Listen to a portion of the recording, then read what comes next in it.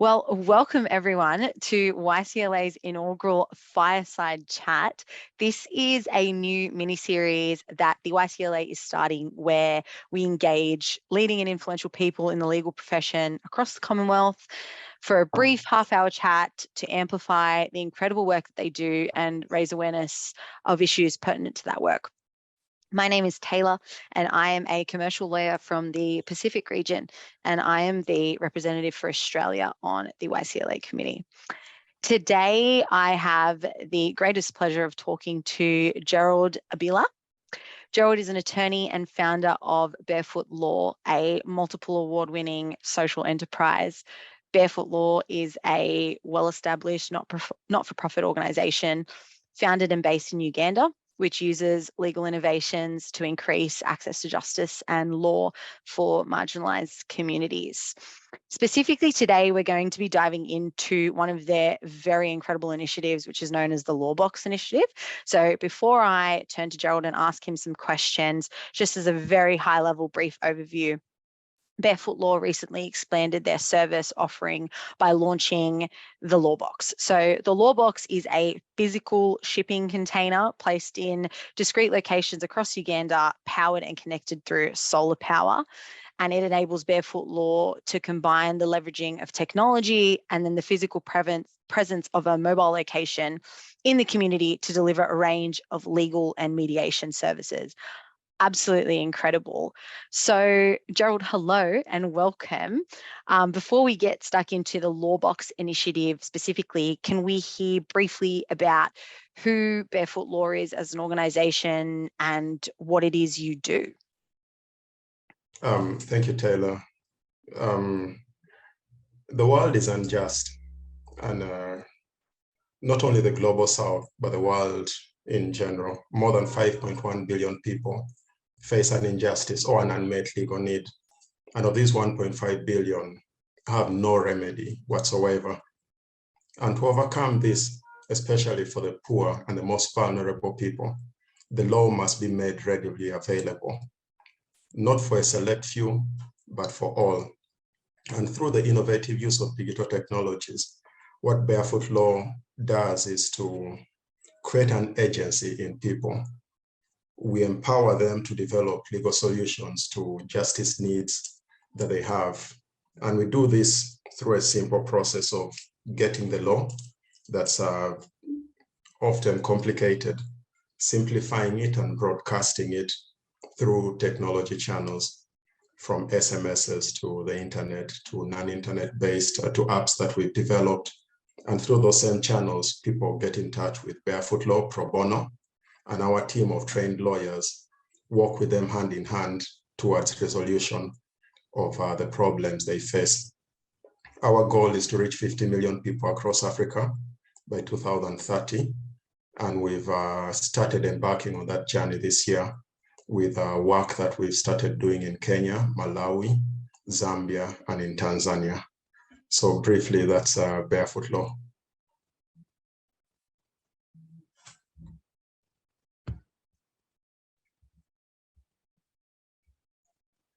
I'm sorry, Taylah, it's muted. Yeah. The aspirations are just absolutely incredible, and I'm sure you'll reach those milestones soon enough, given the rapid growth and expansion that you've had already and the impact that you've had on people. So turning to the LawBox initiative, what was the inspiration behind LawBox? Can you tell us a bit about the design philosophy, your people-centered approach, and sort of just what the dream was with LawBox? The LawBox is a barefoot law in a box. Like you explained at the beginning, it's a shipping container that we caught, modified, and deployed to rural and hard to reach areas of Uganda. Eventually, we hope to have them in other countries outside of Uganda. The philosophy, many times when it comes to access to justice, we look at the problem differently, or at least we try as much as possible to have a one-size-fits-all sort of approach. And yet, access to justice is broken down into smaller components requires specific interventions to tackle. The main problem facing access to justice is that people just cannot access legal services. But when you break that down, you realize some will not access legal services because of the cost. Some will not access legal services because of the distance. And some are just located so far away from a justice point that because of this, access to justice to them is denied. So the main problem, or at least the main challenge that we're tackling with the box, is to extend trusted community justice as close as possible to underserved communities. And it's an initiative that came about after 10 years of Barefoot Law. This year, Barefoot Law celebrates 10 years of trial and error, I would say. And the box to me is one of those things that we've tried and has worked, of the million that we've tried that has failed. So what the box is has Barefoot Law been providing the law through gadgets, from the most basic gadgets. And so having something physical for us was a bit going out of the box. But you see, there's an element of trust that we do not, we often ignore. When you're chatting to me with a gadget like this, there's a certain remoteness, there's a certain distance, there's a lack of proximity. And because of that, people are already, we call it legophobia. People are already legophobic. And so already overcoming legophobia on a gadget like this, where is the trust? But so the box with that Barefoot Law logo in a community is a trusted justice point through which people can come and access Barefoot Law. But you see, trust without beauty is, I would say, useless in a way. And so part of, and this is, you know, the law borrows from so many areas. One of the areas the law usually borrows from, especially in innovation, is from health. But the law, I feel, has failed to borrow adequately from other sectors, especially from marketeers. And that's another design philosophy of the box. If we are to make the law adopted by people, if we are to make people attracted to the law, we have to make it beautiful. And the beauty in the law is not only a beauty in the doctrine, it's in the beauty in the procedure. It's in the beauty of simplification. It's in the beauty of structures. The law that we're used to, especially coming from a common law country, is a law that I would say is command. It's a law of an authority. Huge pillars, leather seats, wigs for the judges, robes for everyone. You know, even for us lawyers, these flaps. Why is the law designed like that? Why is it designed to repel as opposed to being designed to attract? And so with the box, we thought of creating a justice point that attracts people, not only because of the doctrine, which is through legal easification or simplification of the law, but also in terms of look, feel, and form. And the philosophy that you alluded to in the beginning, when you come to the box, there's a lot of light. Before you even come to the box, it's a green, bright, shiny object located in the middle of an empty area. And then when you come to it, there's a lot of light. The windows are designed so big to let in light. The burglar proofing is flowery. The wood is natural and simple. And so this, as we noticed, and it was an experiment that interestingly produced interesting results, probably a subject of another conversation. But simply put, if you make the law attractive, people will use it. And that's the overall philosophy of the box, making the law attractive in feel, in look, to appeal to the senses. That's so profound, because I feel like in so many Western countries in particular, the law is very adversarial, very combative, much less about coming together or embracing humanity, and more about what is legal within the confines. Sometimes it's not even about morality. So I think that the LawBox initiative really speaks to that aspect of humanity and putting people at the front and center of justice. And I completely agree with you. I think justice is a process as much as it is, an outcome or a solution. So it just, it sounds so incredible. And LawBox, I think, will substantially impact so many people's lives. And I think you set such a great precedent for other countries in other jurisdictions to have more of this sort of collaborative, less hierarchical approach to justice and access to justice. So yeah, I think it's absolutely incredible. What do you think have been your greatest challenges with LawBox?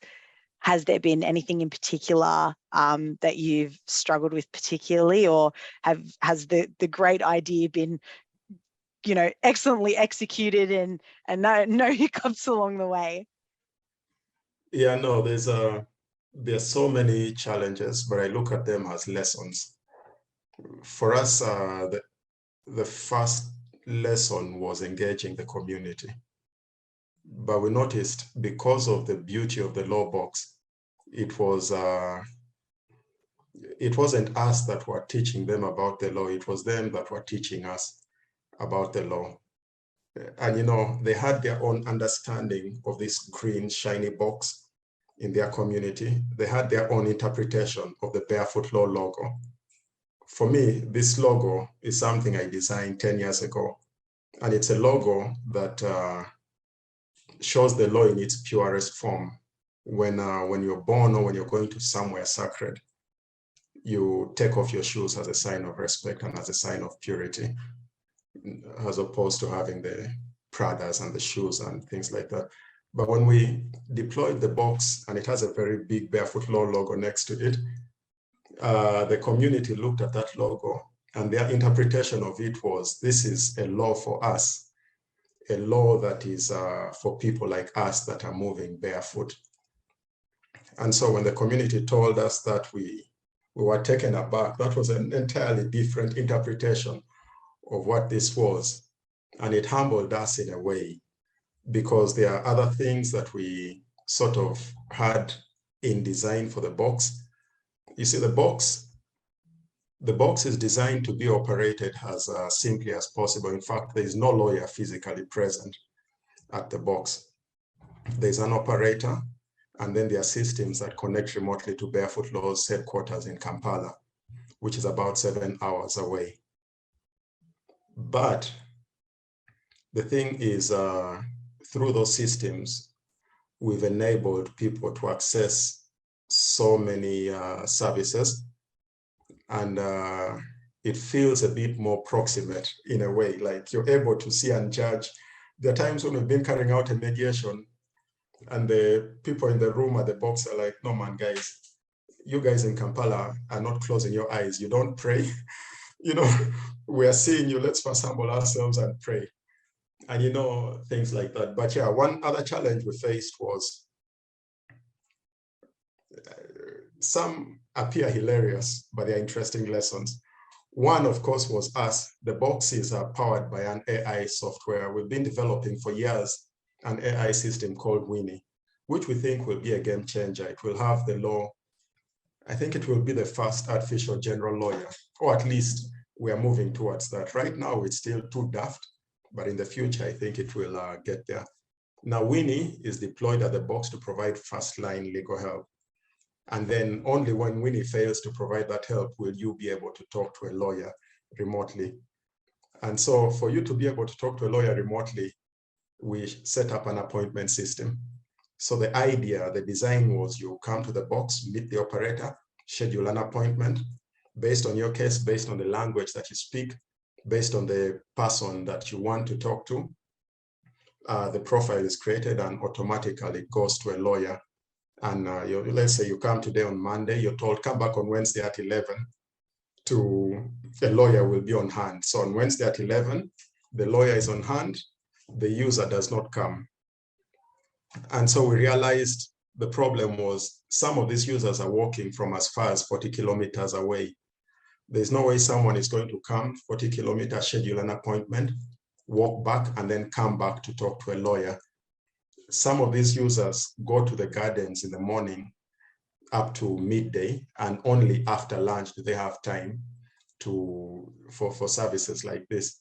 And so one of the challenges was us trying to get the LawBox processes to fit into the community. The first thing we did was to do away with the appointment system entirely.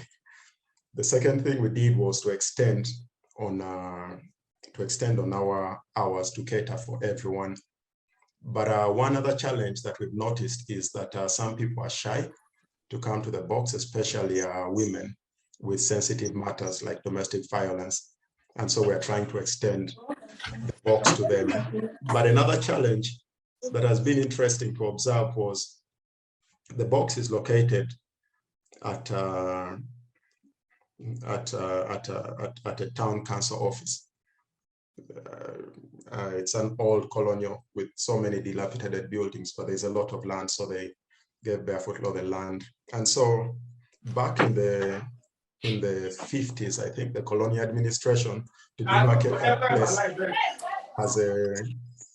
that place as a town council, they planted trees, 4 palm trees as a square. And so the location that was given to the box, which is the most prominent, was under one of the palm trees.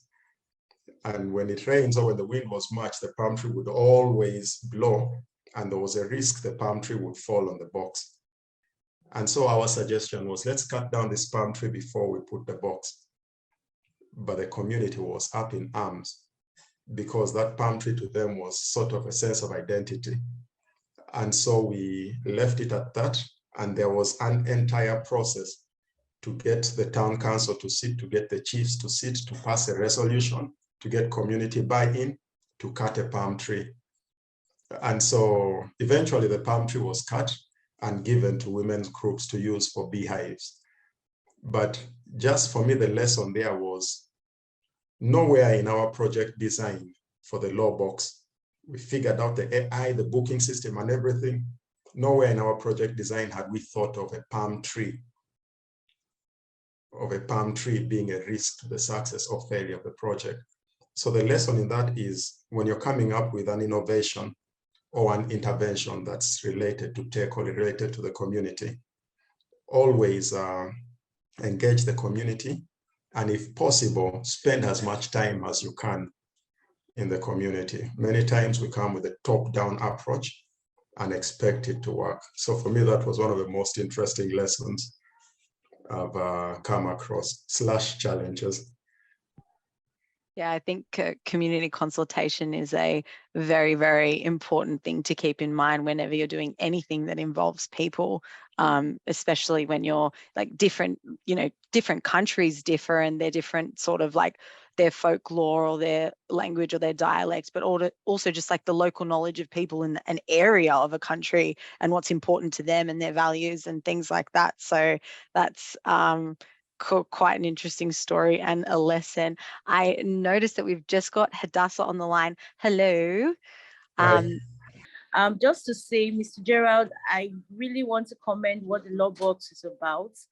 It's so inspiring to see. And so we hope that in the nearest future that as the YCLA, we can get involved, we can play a role in our various jurisdictions in bringing this idea, this novel idea you have for justice being for the people. Because if the people cannot actually access this justice, and if justice cannot be seen to be done by the people, then we can't say we have justice at all. And you creating a system that brings this home to people in various places, very remote areas, is quite commendable. And we hope to see this, like I mentioned earlier, replicated in other jurisdictions. People actually taking it and having a kind of idea that is people-centric, that is surrounded around, that has people actually at the very core of what it's about, its philosophy and all that. So we look forward to more discussions with you, more involvement, more collaborations with the YCLA in various jurisdictions. and just working together for the cause of justice. Thank you. Maybe just to add on to that, you reminded me, sorry, I don't know how much time we have, but just my granddad was a wise man in his community, a small chief. And the problems he used to deal with were problems he used to provide justice to people, but by then it was customary justice. And he used to do it under a tree. So there was this big tree in the compound. I never met him that much, but stories from my mom.